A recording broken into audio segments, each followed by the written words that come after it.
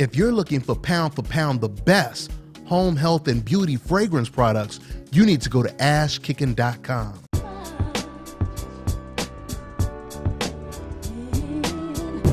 Hi, you're watching Dante's Boxing Nation.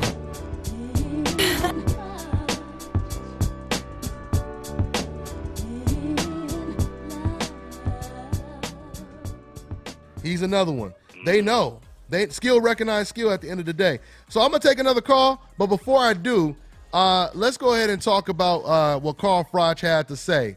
Go ahead and, hey, Blue, break that down. Report that, man. What did Carl Froch say about Anthony Joshua's performance and comparing him to fighting Deontay Wilder? Well, Carl Froch came out and he said that the performance Anthony Joshua put on did nothing to it wasn't a repellent to keep Deontay Wilder away, basically.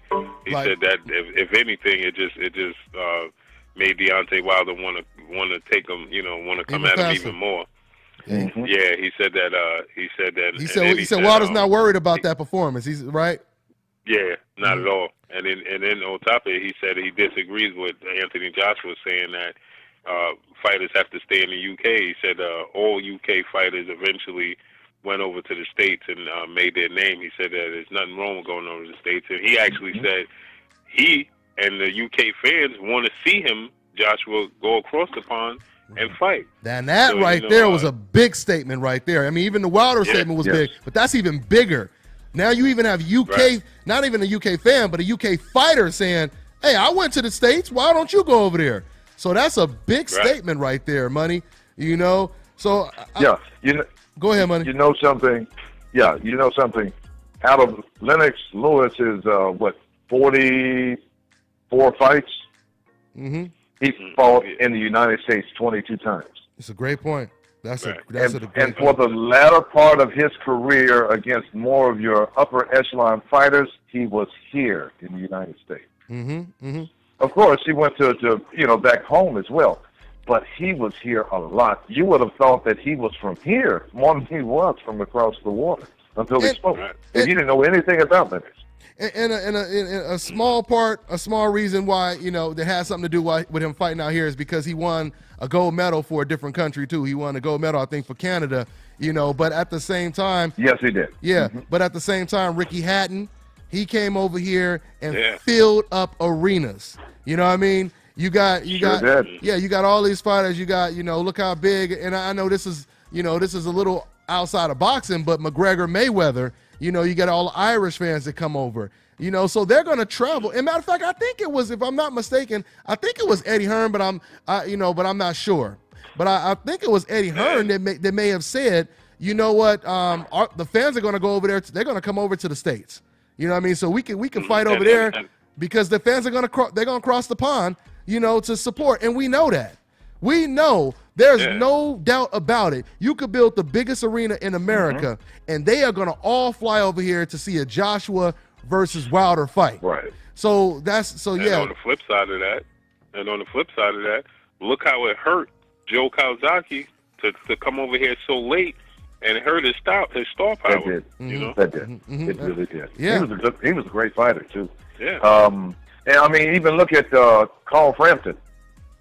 When Carl Frampton fought in the United States at the top of last year, oh my goodness, man! When those people sounded off, at the weigh-ins, you would have thought that you had a soccer match. We would have thought we were in a different country. You would have thought we were in their house. Yeah, that's how amazing. Look at when the Ricky and Floyd Mayweather weigh-in, man. Yeah, even after Floyd knocked him out.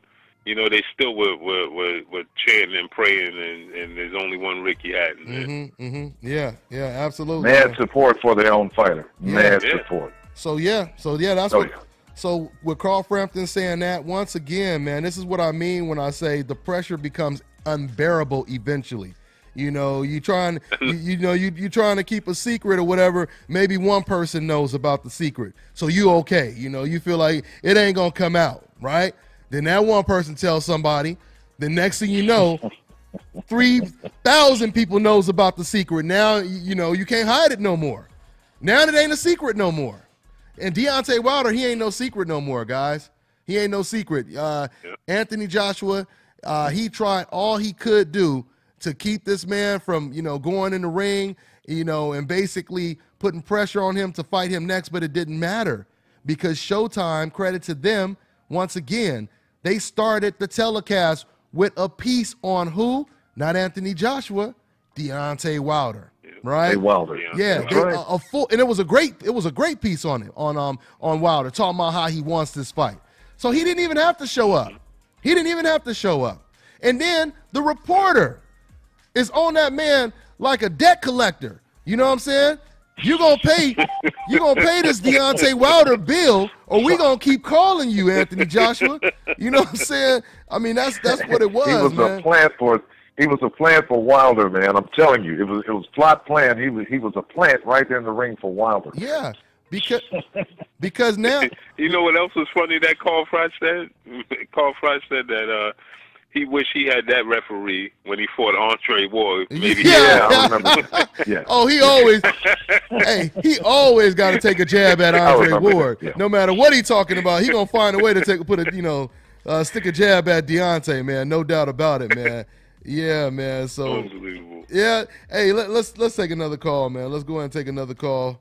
Where we at? Let me see. Okay, we got 404. What's going on? What's your name? Where you calling from, man?